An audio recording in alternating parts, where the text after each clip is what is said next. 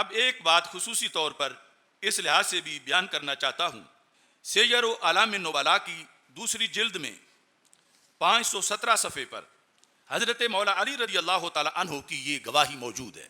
کیا قال علی رضی اللہ تعالی عنہ بالکوفۃ علی منبرها فی ملأ من الناس ایام خلافته. یہ پس منظر بڑا قابل غور ہے. شیعہ کہتے ہیں کہ انہوں نے تقیہ کیا ہوا تھا اس لیے وہ بولے نہیں ہیں، خلافت ان کی تھی. ہر معاذ اللہ چیز وہ تقیہ کا لفظ بول کے تو ان کے ذمہ لگا دیتے ہیں. اب جب وہ خود کے خلیفہ تھے اب کس کا ڈر تھا کہ تقیہ کریں؟ تو حضرت علی رضی اللہ تعالی عنہ نے کوفہ میں جب دارالحکومت کوفہ بنا، منبر پر بیٹھ کر مجمع عام میں اپنے ایام خلافت کے ایک جمع غفیر میں یہ تقریر کی. کیا تقریر؟ خیر هذه الامت بعد نبیها ابو بکر.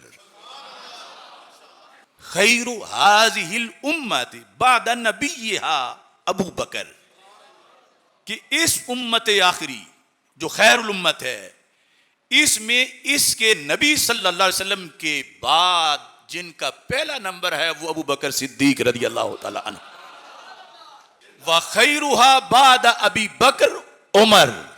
کہنے لگے کہ افضل رسول پاک صلی اللہ علیہ وسلم کے بعد سب سے افضل امت میں ابو بکر صدیق رضی اللہ تعالی عنہ ہیں، اور ان کے بعد سب سے افضل عمر فاروق رضی اللہ تعالی عنہ ہیں.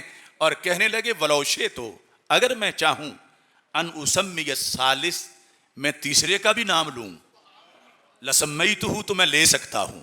مجھے یہ بھی پتا ہے کہ تیسرے نمبر پر سب سے افضل کون ہے. اب امام زاوی کہتے ہیں وَهَذَا مُتَوَاتِرٌ عَنْ عَلِيٍّ رضی اللہ تعالی عنہ. یہ کوئی خبر واحد نہیں ہے، یہ متواتر ہے.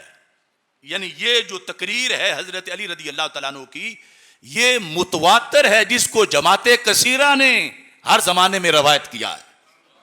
اور آگے لکھتے ہیں فَقَبَّهُ اللَّهُ الرَّافِضَةَ، رب تباہ کرے رافضیوں کو کہ انہوں نے مولا علی کی طرف کیا کیا باتیں گھڑ کے منسوب کر دی ہیں، جبکہ ان کا اپنا مذہب تو تواتر سے یہ ثابت ہے کہ انہوں نے اتنے بھرپور انداز میں یہ ترتیب بیان کی. اور حضرت فاروق اعظم رضی اللہ تعالی عنہ کے لحاظ سے یہ کہا کہ رسول اکرم صلی اللہ علیہ وسلم کی امت میں ابو بکر صدیق رضی اللہ تعالی عنہ کے بعد سب سے افضل حضرت فاروق اعظم رضی اللہ تعالی عنہ ہیں.